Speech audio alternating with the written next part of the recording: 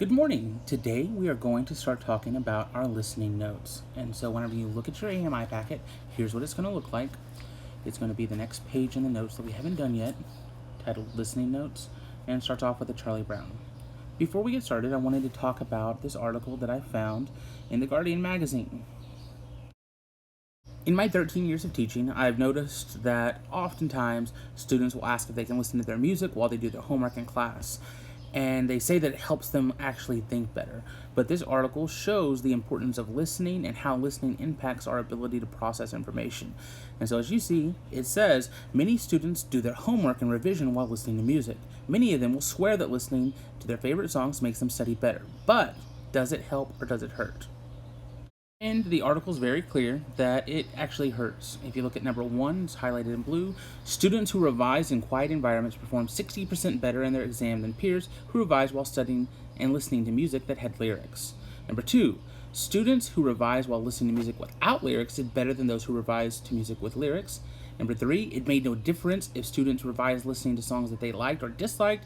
Both actually reduced their performance academically. And then number 4, students who revised in silence rated their environment as less distracting and accurately predicted that this would lead to better performances in subsequent tests. So what that means is that no, you do not do better academically when you are listening to any music, even if it happens to be classical.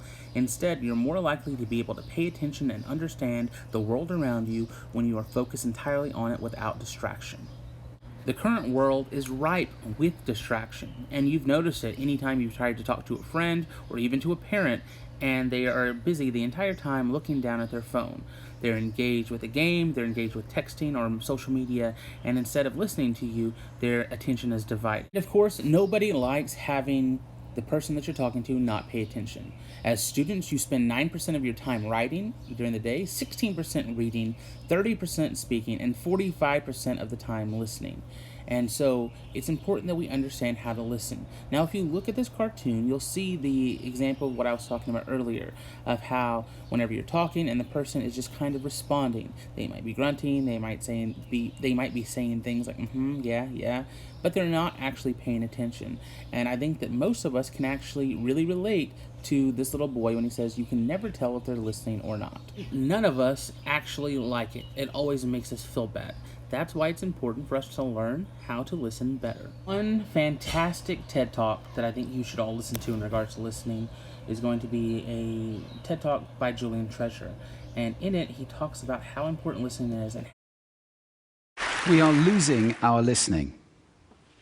We spend roughly 60% of our communication time listening, but we're not very good at it. And if you actually watch the TED Talk, you'll see that their numbers differ slightly from ours. As I've explained before in class, this is because different studies have different numbers, and even the things that you find in your textbooks are going to be based off of these limited studies, and so the numbers will be different. But on average, the usual person only remembers about 50% of what is said to them. And so that's a really, really huge gap for the things that we listen to throughout the entire day. And that's only initially. After 8 hours, you have forgotten half of that half, up to a third of that half that was originally grasped. And so that means that we are only taking home, after 8 hours, about 25% of what we've actually listened to. And that's just astonishing to me, that we can listen to a teacher, we can listen to a friend, and we're only going to remember a fraction of what they said.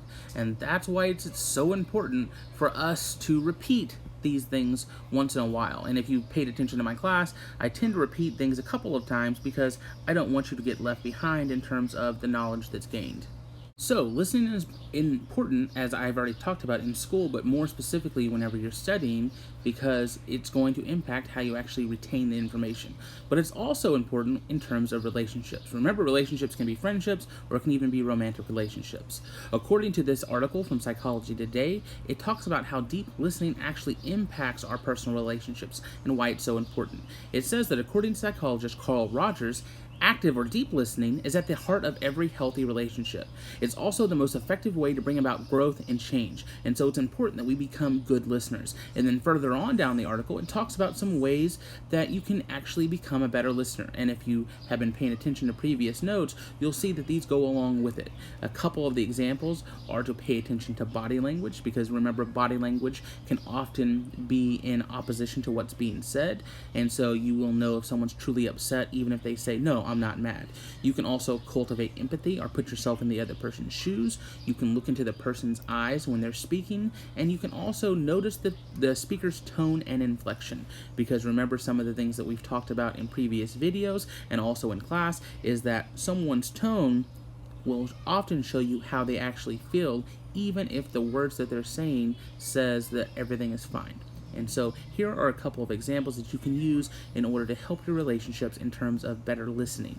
Listening is also important in terms of social groups and organizations, because no one likes to be around someone who refuses to listen to anybody around them and just waits for their turn to talk. In addition, it helps you to make informed decisions about the different things in your life. If you listen to the people around you, you'll be able to take in different perspectives and make the best choice for you in that given situation. And finally, it's going to help you on the job, and we're going to go into several different articles to show you how this is true. The very first article comes from the Harvard Business Review, and it talks about how listening is an overlooked leadership tool. So if you want to be a leader, here's what you need to do. If you notice, it's actually going to go over some of the same information that we've talked about before, how we only remember about half of what's been being discussed. And it talks about this is the same over decades, so it's not like we've suddenly changed it to different people. Another article from Forbes magazine talks about how the art of listening is a business tool, and specifically that listening is the single most crucial skill in communicating and building your business. Listening increases productivity, boosts confidence, and reduces errors. Listening can have numerous benefits, including making you popular, building your personal brand, and expanding your relationship network. And so you see that it's a very, very important tool in terms of business. And finally, we go back to Forbes magazine, and if you notice, that's actually today, April 20th, 2020, and they had an article on listening. And it talks about how there's a huge difference between listening and hearing. So, hearing and listening. There is a huge difference between these two things. Hearing is simply the physiological act of perceiving sound by the ear. So, sound hits your eardrum and then you hear it. If you're not hearing impaired, hearing simply is something that's going to occur if sound is happening in your local vicinity.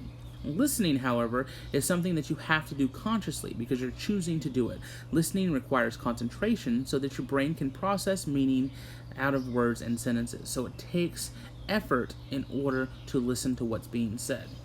It's trying to make sense of the things that you hear is what listening is going to be. Okay? And listening leads to learning. So a quick breakdown of these two things is hearing is accidental, it's involuntary, it's effortless.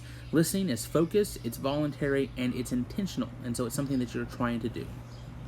Finally, to round out the notes on listening, we have this quote: "We have 2 ears and 1 mouth that we can listen twice as much as we speak." So listening and hearing are not the same thing. Hearing is the first step, but doesn't mean you understand what you hear.